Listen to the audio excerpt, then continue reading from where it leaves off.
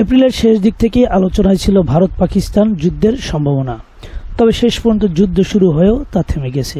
চলুন জেনে নেই কিভাবে শুরু হয়েছিল ভারত পাকিস্তান যুদ্ধ। ধর্মের ভিত্তিতে 1947 সালে ভারত পাকিস্তান বিভক্ত হওয়ার পর ভারতের সাথে পাকিস্তানের দ্বন্দ্ব লেগেই রয়েছে। 1971 সালে বাংলাদেশ ও পাকিস্তানের মধ্যেকার যুদ্ধে ভারত সরাসরি বাংলাদেশকে সার্বিক সহযোগিতা করেছিল। এমনকি পাকিস্তানি সেনাবাহিনী বাধ্য হয়েছিল ভারতীয় সেনাবাহিনীর কাছে আত্মসমর্পণ করতে।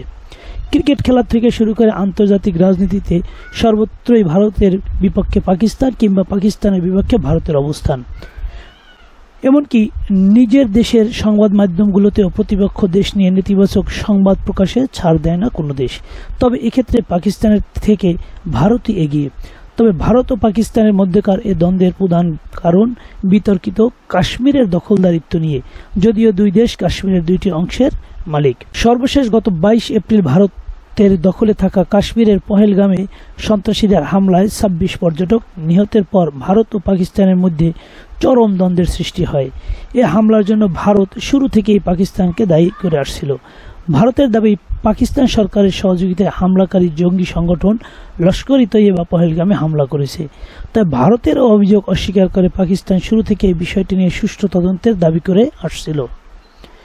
এরই মধ্যে গত 7 মে জঙ্গি আস্তানা ধ্বংসের নামে পাকিস্তান অধ্যুষিত জম্মু কাশ্মীর ও পাকিস্তানের 9টি স্থানে বিমান হামলা করে ভারত।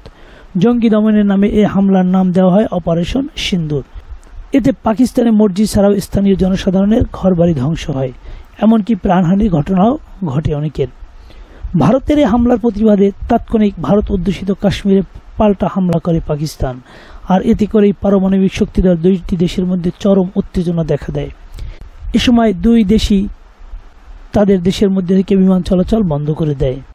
এরপর পরিস্থিতি আরও খারাপের দিকে যাওয়ার আগেই আমেরিকার প্রেসিডেন্ট ডোনাল্ড ট্রাম্প এর প্রত্যক্ষ হস্তক্ষেপে ভারত ও পাকিস্তান উভয় দেশই 4 দিন পর যুদ্ধবিরতিতে সম্মত হয়।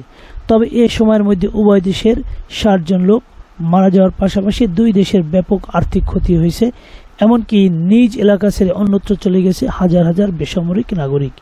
এরপরও পারমাণবিক শক্তিধর দুই দেশের যুদ্ধবিরতিতে যাওয়ায় বড় ধরনের একটি দুর্যোগ থেকে রক্ষা পেয়েছে পুরো বিশ্ব। যুদ্ধবিরতি হওয়ায় খুশি দুই দেশের সাধারণ মানুষ।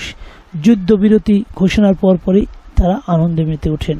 তবে নিরীহ ফিলিস্তিনিদের উপর ইসরায়েলি বাহিনী যে নির্মম হত্যাযজ্ঞ চালাচ্ছে, সেই হত্যাযজ্ঞ বন্ধে ডোনাল্ড ট্রাম্প সহ আন্তর্জাতিক সম্প্রদায় উদ্যত হবে, এমনটাই প্রত্যাশা সারা বিশ্ববাসীর।